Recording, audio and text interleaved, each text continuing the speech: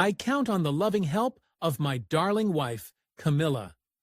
The headlines blasted like a thunderclap across the UK and beyond. Princess Anne strips Camilla of Queen title.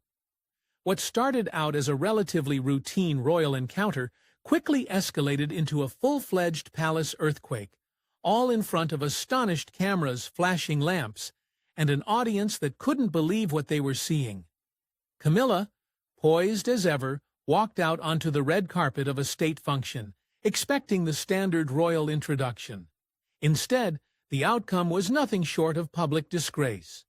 The announcer, visibly uncomfortable, stopped before introducing her as Her Royal Highness the Duchess of Cornwall, a term not heard in years. Camilla thought she'd lost her title forever. Her smile wavered. Her eyes darted sideways. When the cameras zoomed in, the mask broke. The reporters did not miss it. Neither did the nation. Palace aides were frantically working behind the scenes. Rumors of an internal power struggle had been circulating for months, but no one anticipated it to emerge so openly, and especially not in this manner. Then came the confirmation. Princess Anne had acted quietly and aggressively, exercising her royal privilege as the late Queen Elizabeth's most trusted enforcer of tradition. Camilla had been stripped, not of her riches or her place in Charles' heart, but of her most valuable symbol, the title of Queen. For the first time since Charles took the throne, it was unclear who genuinely held power inside Buckingham Palace. The timing, of course, was no coincidence. Camilla's public image had plunged following months of whispered claims, ranging from her attempts to undermine Kate to her dubious influence over Charles. Many sources cautioned her that she was playing a hazardous game. Few anticipated Anne, the stern, no-nonsense royal, who avoided the spotlight, to be the one to bring Camilla's reign to an end. Now the entire world was watching, not simply out of curiosity, but because something fundamental had changed. The monarchy, already plagued by scandals, succession issues, and fragmented loyalties, had been thrown into a new era. And in the center of it all, Camilla is outraged, Anne is obstinate, and Catherine, the queen-in-waiting, is silently watching and playing the long game. It wasn't simply a royal drama. This was a conflict within the crown. To the outside world, Princess Anne and Queen Camilla had always maintained an uneasy truce. Anne formed out of royal necessity rather than true affection, but beneath the carefully choreographed grins, gloved handshakes, and forced talks at palace occasions, a battle had been quietly raging for almost 30 years. A war not of swords, but of quiet judgment, buried resentment, and tradition versus disruption. Their romance began in the shadow of one woman, Diana, Princess of Wales. Princess Anne had always been extremely loyal to her mother, Queen Elizabeth II, and equally fiercely protective of the monarchy's traditions. She was raised not to grin for the cameras or seek tabloid attention, but to serve with discipline, privacy, and duty. So when Diana joined the royal family with her media glitz, Anne originally regarded her as too soft, too emotional, and too preoccupied with public theatrics. But over time, Anne grew to see Diana's role in a different light, not just as Charles' wife, but as a symbol of something the monarchy urgently needed: human hearts. When the truth about Charles and Camilla's long-running affair was revealed, Anne was enraged not only at her brother, but also at the woman who, in her opinion, had sullied the sanctity of a royal marriage. Where others murmured or avoided the topic, Anne never concealed her displeasure. Camilla, to Anne, represented everything that could go wrong when private indulgence took precedence over public duty. While Queen Elizabeth accepted Camilla over time, even offering her formal designation as Queen Consort before her death, Anne never completely gave in. She obeyed the rules, attended engagements, and posed for photos, but she maintained her distance. Body language analysts frequently observed rigidity between the two. No shared glances, no warmth, no genuine conversation. Simply the frigid civility of two women who had drawn battle lines long ago. It wasn't only personal, it was institutional. Camilla was considered by Anne as a disruptor, having penetrated the monarchy through scandal and gradually twisting etiquette to her taste. In Anne's opinion, the job of queen was not something you married into after a decades-long relationship. It had to be earned through sacrifice, commitment, and a flawless public record. Camilla, in Anne's opinion, possessed none of these characteristics.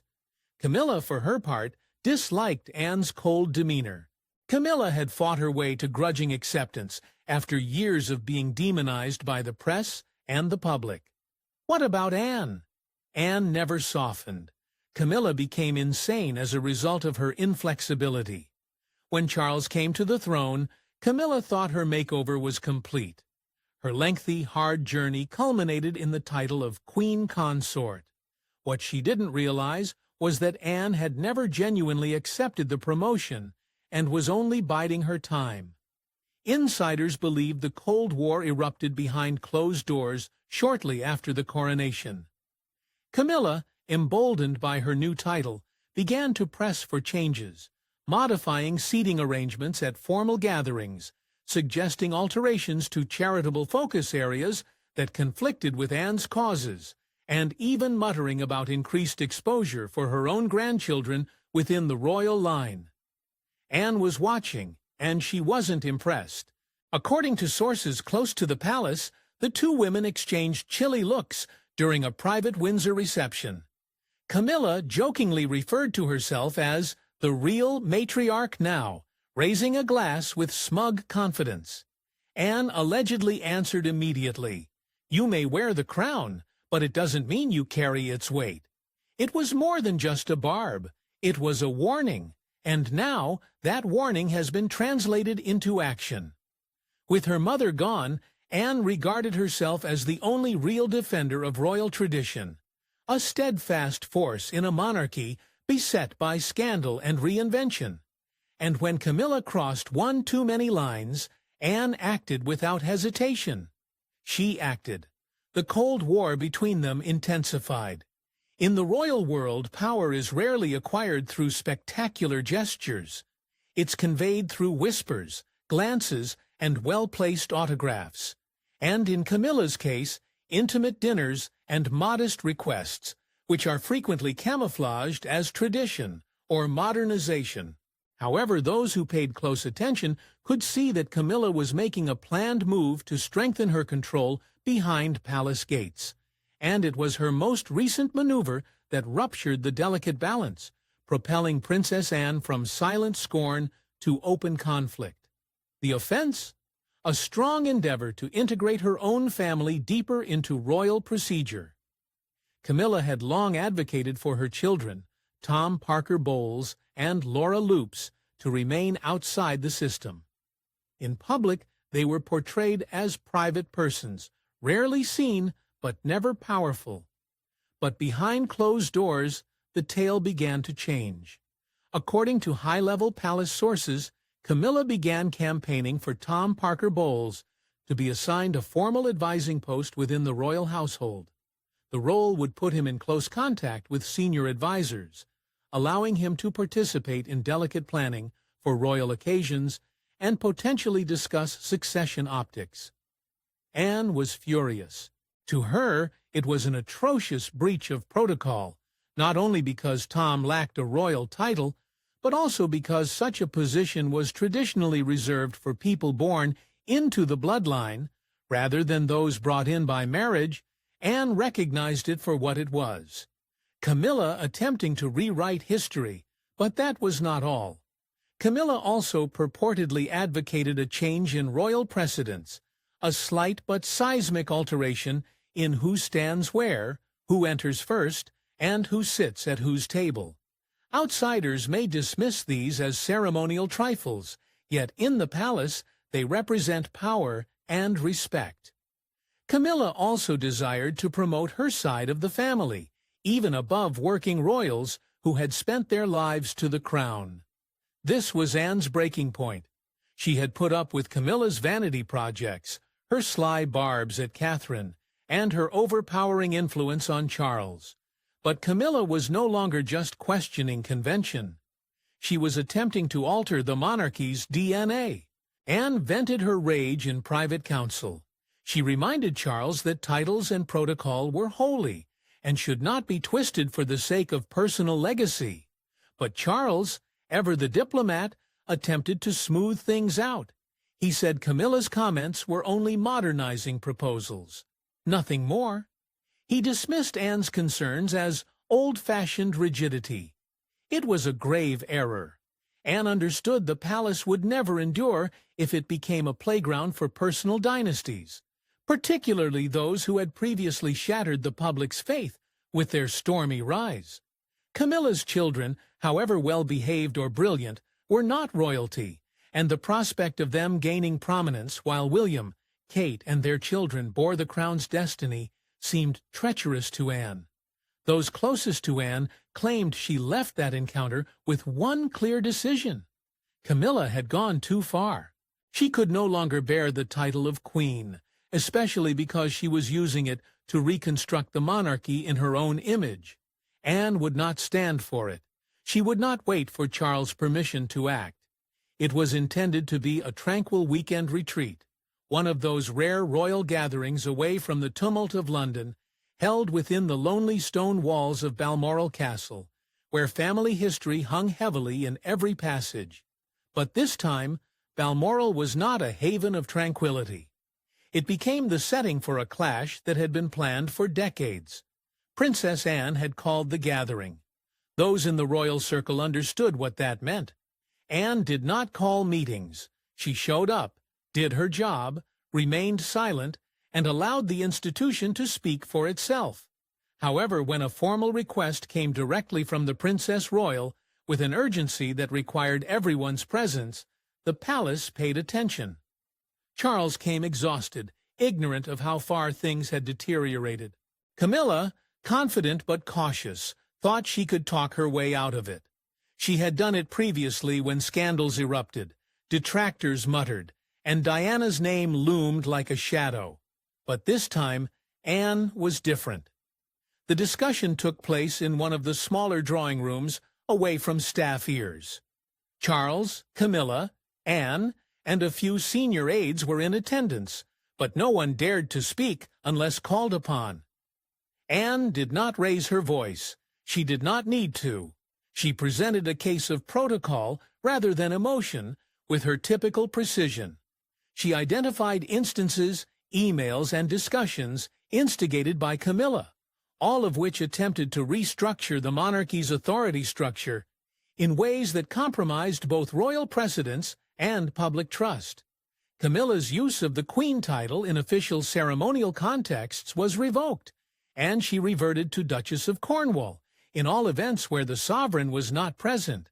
She then produced a prepared statement, invoking her authority as Colonel of the Blues and Royals, a senior royal peer, and Queen Elizabeth II's only daughter. Charles quickly protested. His voice was more emotive than commanding, pleading with Anne to reconsider. "She is my wife," he explained. "She is queen." Anne's response was icy cold. "She may be your wife, Charles, but she's hardly the queen your mother envisioned."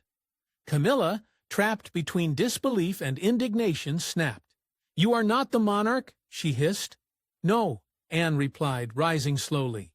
"But I'm my mother's daughter, and she trusted me to defend what she had accomplished." Even the aides averted their gaze during this tense moment. Camilla stormed out shortly after, slamming the door behind her. Charles sat in startled silence, and Anne, never dramatic or passionate, placed the signed document on the table, nodded curtly, and walked away. Within hours, internal palace messages had been distributed to event organizers, press liaisons, and royal personnel. The Princess Royal directed that all references to Queen Camilla be updated immediately. There was no public statement. No press conference was conducted. However, the transformation became visible after a few days. Announcers fumbled. The programs were immediately reprinted. At her next public appearance, Camilla was introduced as the Duchess of Cornwall rather than the Queen. Anne drew a line in the sand. Camilla was stripped not by scandal or the press, but by a woman who quietly observed her rise and determined to stop her. The environment was regal, refined, and deceptively relaxing. Dignitaries mixed beneath towering chandeliers, and the crimson carpet of the Royal Academy's fundraising banquet shines under camera lights. It was intended to be a normal engagement, one of many on Queen Camilla's calendar. She arrived in full regalia, sparkling in a diamond tiara and sapphire gown, Charles by her side. The ceremonies were painted on. However, beneath the velvet and grandeur, history was about to recast itself. Camilla practiced this moment 1,000 times. The ceremony was simple, a quick stroll to the stage, a formal introduction by the event host, and a brief speech. Easy, familiar. However, she had not prepared for the host's opening words.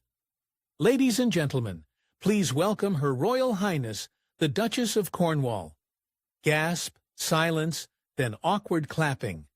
Camilla froze in mid-step. At first she believed she had misheard. Her face flickered, just for a second, but the cameras captured it. Her eyes moved towards the host, then to Charles, who appeared equally astonished. And in that moment, the truth dawned on her. This was no mistake. There was no warning, no private communication. This was not a leaked headline or tabloid rumor. It was a public declaration performed with surgical precision. From the sidelines, aides were visibly rattled. One leaned towards an event coordinator, another sought for a phone, but the damage was done. The cameras had filmed the moment, and the Duchess, no longer Queen, was humiliated on the global stage. Reporters, seasoned in deciphering palace tension, quickly began whispering among themselves. "Did you hear that?" one mumbled. "They just demoted her," out loud. The whispers became tweets, which blossomed into headlines. Camilla, to her credit, pushed on with the speech, her voice trembling at first, but she steadied it, years of royal media training kicking in. But the damage was done. Every photograph, video, and social media post from the event had a title she thought she'd left behind. Camilla was reportedly inconsolable when she returned to the palace that night and demanded an explanation. Staff attempted to deflect, blaming it on a clerical error. But Camilla knew better. The phrase was too clear, too clean, and someone had given a very specific order. And that person was Princess Anne. It wasn't simply a slap in the face. It was a power move carried out in plain sight, not through press briefings or gossip columns, but by changing a single word in a royal script. That was all it needed to undo years of work. Editorials praised Anne's quiet strength, calling it a restoration of royal order. Memes flooded timelines. "Duchess again" trended on Twitter. And Camilla's stunned expression was juxtaposed with photos of Princess Anne, looking stone-faced and victorious. The actual harm, however, was done inside the palace rather than online. The hierarchy had been upended, not with fanfare, but in silence. Camilla received a severe and unambiguous message. Your crown was borrowed, and it has now been returned. Camilla stepped back into Clarence House after the gala, and the facade broke. Camilla erupted in a fury that hadn't been seen since the early days of Diana's media dominance, hurling crystal glassware at the wall and shattering a vase near the fireplace. Her voice, normally hushed and restrained, thundered through the halls as she demanded answers, names, and retribution. "How dare she?" Camilla reportedly exclaimed. "How dare Anne humiliate me like this? In front of the world!" According to palace insiders, the queen consort was unrecognizable, sobbing, pacing, and shouting about betrayal. She lashed out at aides, accused secretaries of siding with the old guard, and even demanded a full internal investigation into who had coordinated the introduction sabotage. but no one needed to spell it out.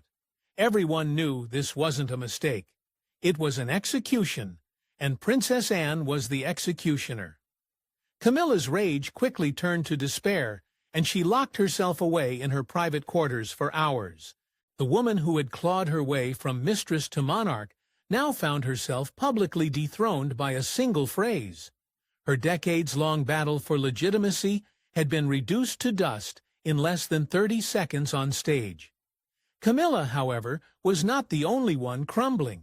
According to close staff, King Charles, already strained by the pressures of modern monarchy and a divided family, was in emotional freefall when he confronted Anne in a private call shortly after the gala.